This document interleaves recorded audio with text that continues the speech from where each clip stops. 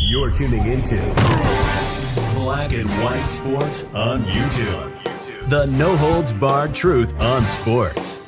The main event starts now. Well, guys, college football is back. Week 1 is in the books, or almost in the books, unless there's actually a game today. However, guys, we need to talk about prime time Deion Sanders. Coach Prime, man, this guy's the real deal.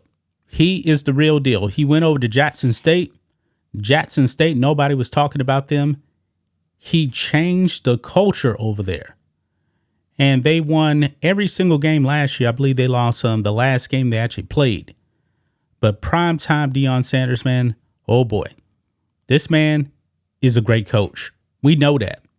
We actually covered Deion Sanders in the offseason because he went over to Colorado. He actually caught some heat from the Wolves. They were like, how can you leave an HBCU? And I was thinking, you know what? Deion Sanders can actually do whatever he wants to do. I mean, this man is elite. Elite.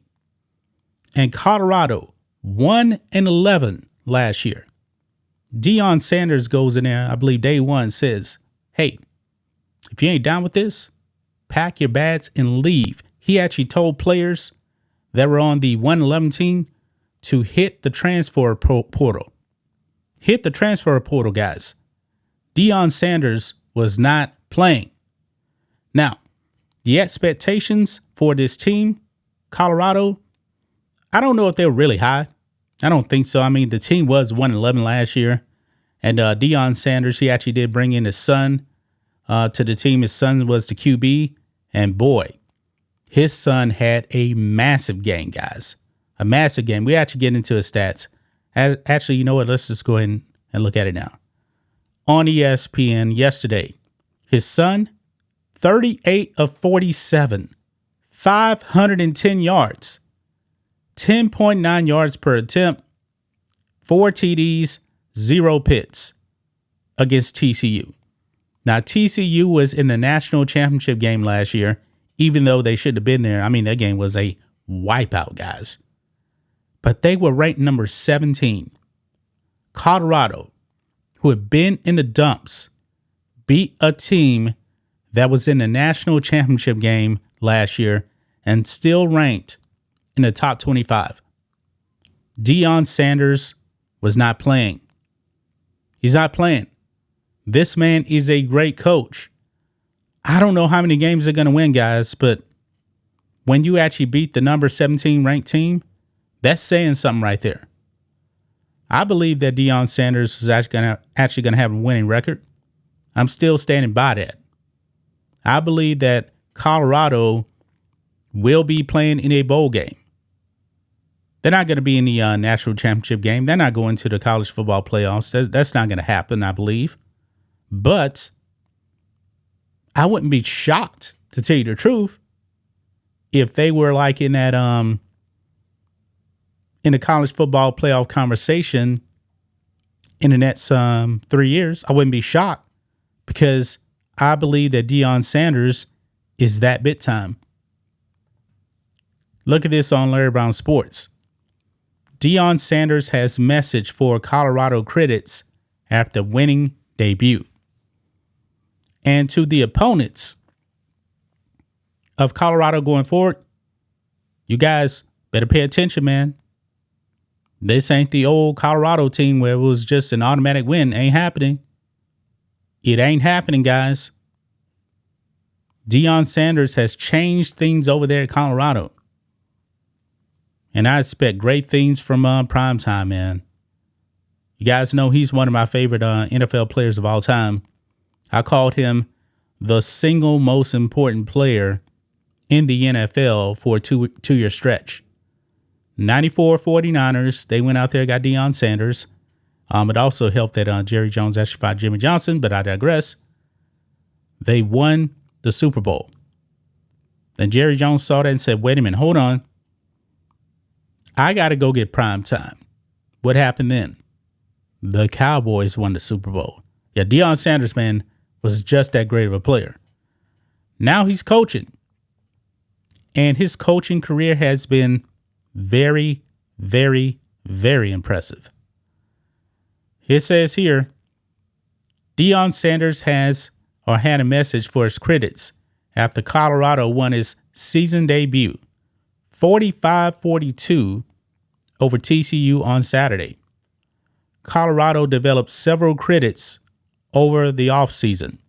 The Buffaloes made plenty of noise for their transfer portal approach and roster building tactics, but the Buffaloes quieted those antagonists with the big win to open the season. And guys, when I got on Edge yesterday, man, everybody was talking about Coach Prime. I'm not just talking about people that cover sports. I'm talking about people that cover politics as well. Yeah, they were talking about Coach Prime. It goes on here. It talks about his son passing for 510 yards, 4 TDs. It does mention Travis Hunter, because Travis Hunter was the number 1 recruit last season, and he actually chose Jackson State. Now he's over there at Colorado as well. He had 119 receiving yards, and he grabbed an interception on defense. Look here, it says, after Colorado won the game, Deion Sanders was interviewed by Fox's Jenny Taft. He was sure to mention that he has been keeping track of his haters.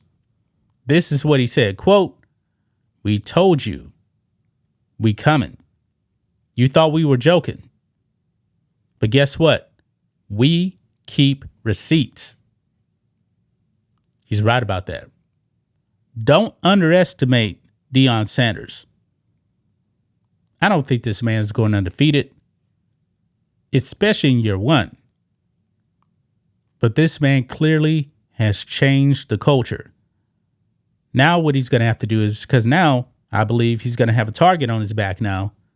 Teams are going to be waking up now saying, all right, they just beat the number 17 team right here that was in the national championship game. We can't sleep on this team. We cannot sleep on this team.